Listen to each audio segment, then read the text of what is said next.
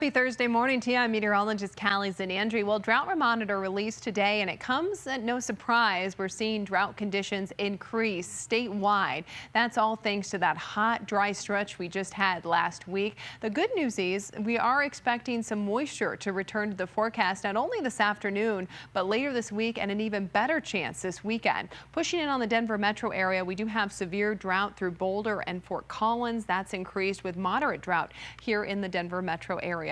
Your out the door forecast on this Thursday. It'll be a nice mild start. Temperatures in the low 70s by 10 a.m. By lunchtime, the low 80s, and we'll top out in the upper 80s and low 90s by this afternoon.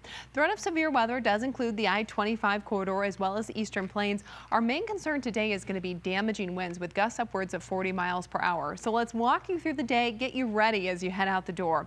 By lunchtime, we'll see increasing clouds, some shower activity in the high country. By 3 p.m., storms starting a little bit later today. We could start seeing some showers and storm activity, especially on the west side of town, down along the Palmer Divide. That will continue through the early evening hours. And as these storms track to the east, they will become better organized. And we do have a greater potential to see strong to severe storms. You see that long line of thunderstorms from Lamar down through Springfield through 8 o'clock tonight before we see gradual clearing, partly cloudy skies overnight. Some of that cloud cover staying with us tomorrow morning with a mix of sun, and then another round of showers and storms likely for your Friday afternoon, with the real severe weather threat that's going to be targeted across the eastern plains for Friday, especially along that I-76 corridor.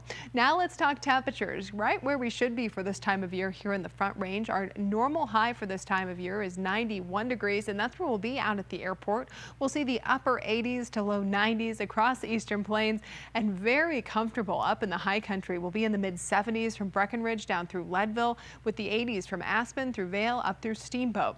Out on the western slope, still toasty today, 98 degrees in Grand Junction. Here in the metro area, we're looking at 91 in Aurora, the low 90s in Centennial, the 80s in Castle Pines as well as Castle Rock, and out across the foothills, we'll see the 70s today. In Arapahoe County, we'll be in the low 90s from Sheridan, Inglewood through Cherry Hills Village, down through South Glen and Centennial, with 89 in Foxfield.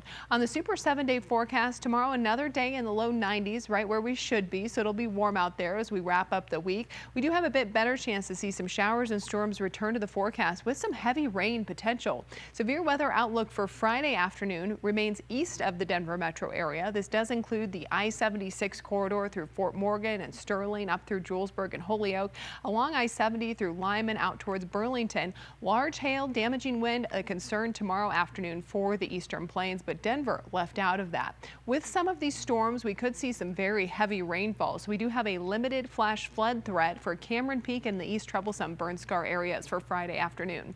Looking ahead to your weekend, because it's never too soon, we'll see a cold front move through. That's going to drop temperatures into the 80s Saturday and Sunday, with a better chance for scattered showers and storms each and every afternoon. The cooler weather sticks around early next week, but by Wednesday, we'll be back in the low 90s and we'll keep climbing through Friday.